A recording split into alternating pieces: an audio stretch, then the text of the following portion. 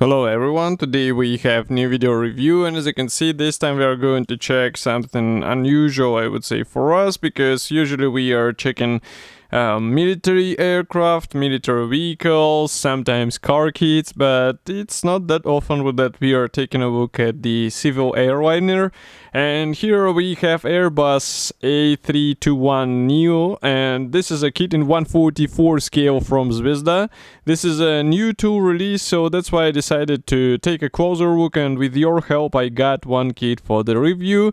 And now we are going to open it and check what is actually included here. And by the way, you will get exactly the same parts as what you'll see in this video review. This is the final release which was bought in a good model shop. And first of all, I have to note the box art on this kit. It's quite colorful, and I really like the recent artworks on Zvezda models. This one is not an exclusion, obviously, and it would be cool to have it as a poster. And by the way, kit number is 7043. Here you can see comparison with my hand. And on the side here, you'll find some safety information, paint numbers in Zvezda and Tamiya paint designations. And here you can see also the information about the kit. So there are 148 parts inside, and assembled model will be 30 centimeters long.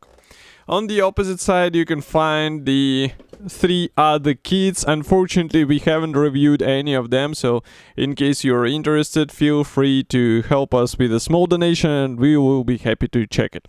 Here you continue with the rear side of the box with a short history note about this aircraft, some detailed photos of the finished model, and again a small note about the actual kit, about the parts count and dimensions of the finished model. So as usual, box is sealed with a Zvezda sticker on both sides, so I'm just using a sharp knife in order to open it, and it should be easy to extract it. So it's a side opening box, as you can see, and we just slide it out.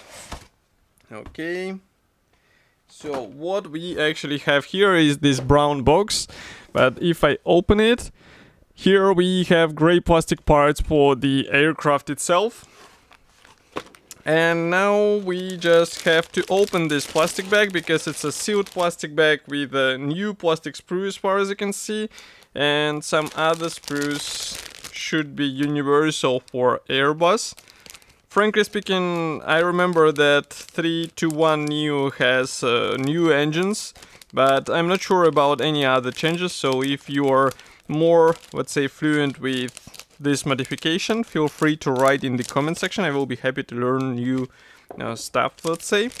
So we are starting with the first gray plastic sprue. This one is dedicated to 2 large fuselage halves, and if I zoom in, it should be a bit better view for these parts. They are quite large because it's airliner. Here you can see comparison with my hand. Both are molded together with a tail fin but without rudder. We also have a separate wing mechanization. I guess it will be used for a different assembly version.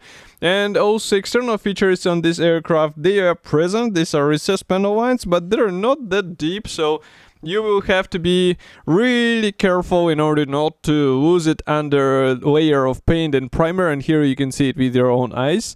And we also have these cutouts for all windows on the aircraft, and that's really cool because not that many companies even today make clear parts in civil airliner kits, but this kit is an exclusion. And here we also have some landing gear parts, also engine halves and wing mechanization, as I said before, so here you can see them. And by the way, here you can get a perfect view of these 2 versions of the flaps. And maybe I can bring closer the fuselage sprue, or actually fuselage part, if camera will be kind enough to focus. Well, it's not that kind. Okay, now you should be able to see these recessed panel lines. As I said, they're not that deep, and in my opinion, it's a bit surprising to see them that shallow. Inside, we have some minor guiding elements, but note that nose cone is pre-molded, so you'll have to be careful in this area as well. Otherwise, you might end up with a bit ugly result. Next, I'm opening the second gray plastic bag, so just give me moment to do this operation. Here we have another pair of plastic sprues for obviously wing assembly and also some tail elements. as well as some minor external bits. So let's take them out. Okay, we move this sprue to this side. And then we start with the third gray plastic sprue. So here we have, as I said, some parts for the tail surfaces. Also we have engine elements, and engines should be relatively detailed. I would say it's quite nice thing to see all these fans and also internals copied out of the box.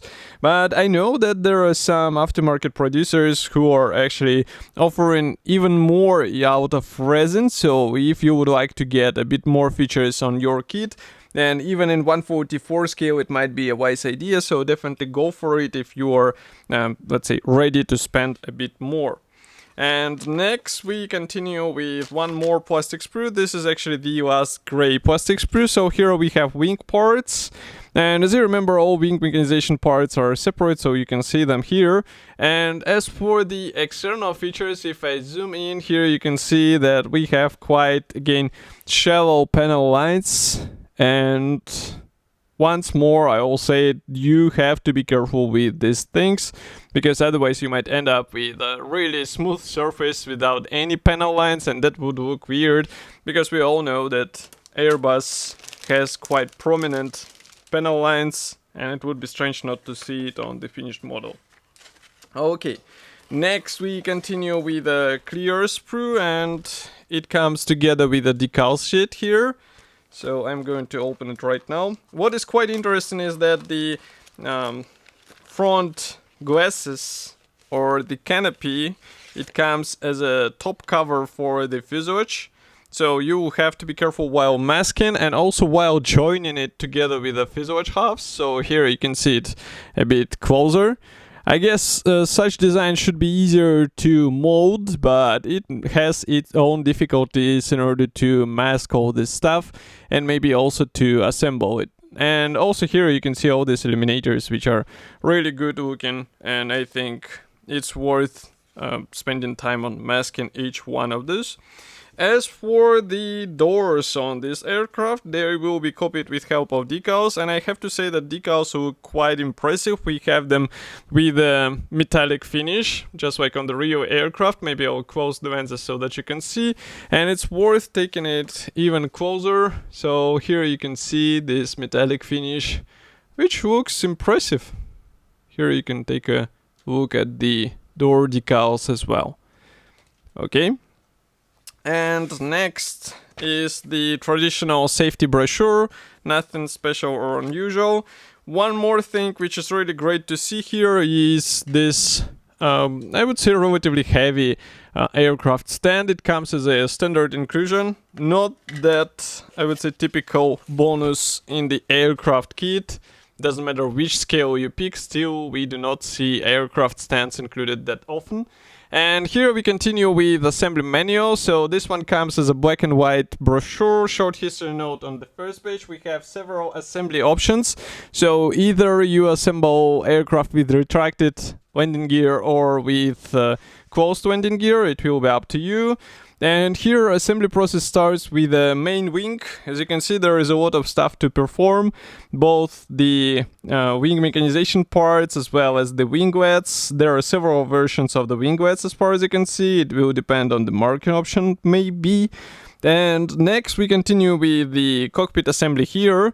Then we proceed with clear parts and joining fuselage halves together. Do not forget to add 10 grams of the nose weight so that you won't have the tail seater. Next we assemble engine, and actually both engines obviously. And then we proceed with aircraft door. And by the way, I can see that you can open the aircraft door. It might be quite a funny thing for some diorama idea. The same applies for the flaps, so you can assemble them in a landing position. And here we continue with landing gear. Do not forget that you can assemble aircraft either with retracted landing gear or with closed hatches, so that it will be in flight position, let's say. And here on the last page we have a parts map. But that's not all. I was wondering where is the marking guide, so it comes here. on the separate printout. It comes in a color, and as you can see, we have a typical aircraft profile with all necessary paint numbers and decal numbers, so it will be easy to understand what you have to do here and there. So this kit should be already available. You can get it in any good model shop, and once again I thank you for helping me to get this one for the review. And of course I will be happy to hear your opinion about such a list. Do not forget to write it here in the comment section below. If you like this video, press the like button, subscribe to our YouTube channel, and I will see you in the next video review as usual. Thank you for joining me today, and bye.